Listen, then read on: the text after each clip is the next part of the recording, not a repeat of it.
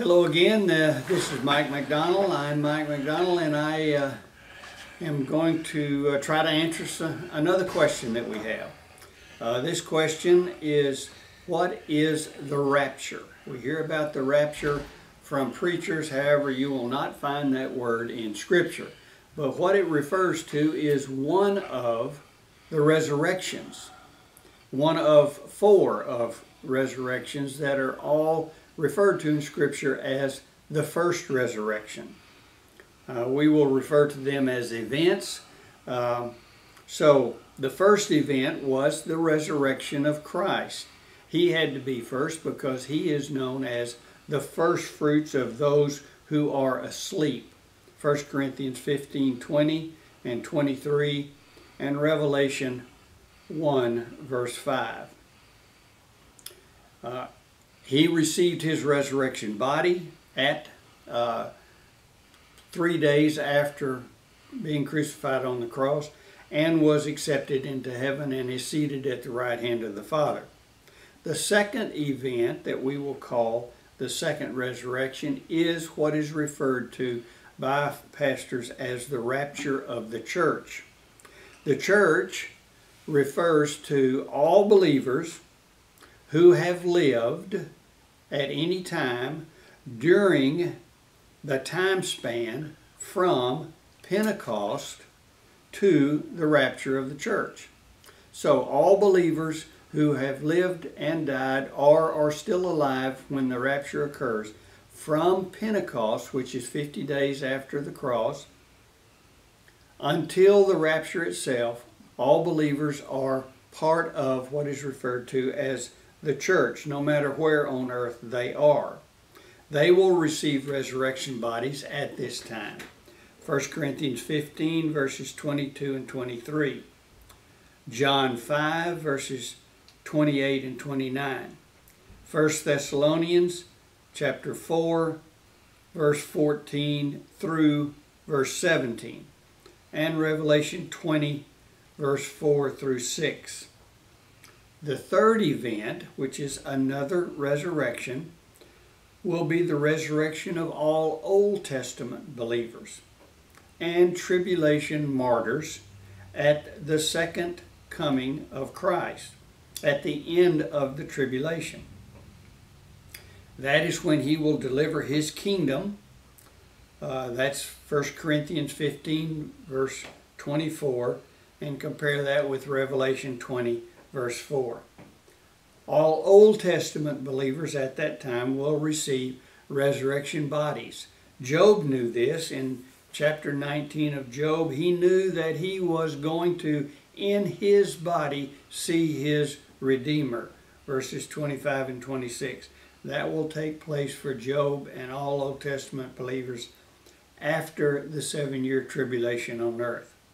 The fourth event, the fourth resurrection, which is all four of these now are referred to in Scripture as the first resurrection, a resurrection to life. So this fourth event is all believers who will die during the millennium, and those who are still alive will be transformed into resurrection bodies, and they will be that way for the rest of eternity. This is 1 Corinthians 15 verse 24 compared to Revelation 20 verses 5 and 7 through 10.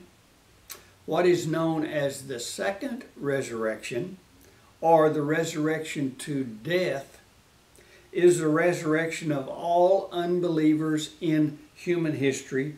That will take place also at the end of the millennium. They will receive resurrection bodies, much different from the resurrection bodies to life. They will stand before the great white throne judgment, at which time nobody there will be saved. They will all be condemned. They will be judged. These are all unbelievers in humanity. They will be judged on their good works. They will not be judged on any of their sins, because all sin has been paid for by Christ on the cross.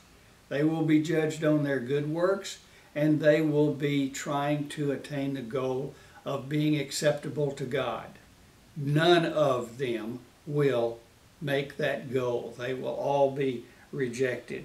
John 5:28 and 29, Revelation 20, verse 5 and 6, and verse 11 and 13. Now, don't confuse resurrection with resuscitation. Resuscitation restores an individual to his mortal body, and he will subsequently die again. John 12, verses 9 and 10 is an example of this.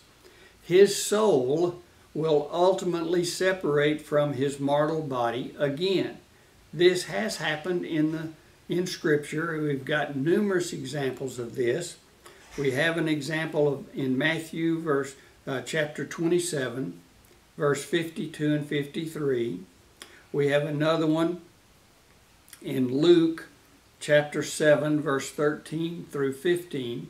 Another in Luke chapter 8, verse 52 through 56. And others in John 11, verse 43 and 44, and John 12, verse 9 and 10. All of these are resuscitations, human life returning to the mortal body for a period of time, for a specific purpose. All of these individuals died again. Their souls separated from their mortal bodies again. Resurrection, however, gives the individual a resurrection body so that his soul and spirit will never die again. They will never again be separated from that body. 1 Corinthians 15, verse 54. If you have any questions concerning this, please give us a notice at this channel, and we will try to answer those questions. Thank you very much.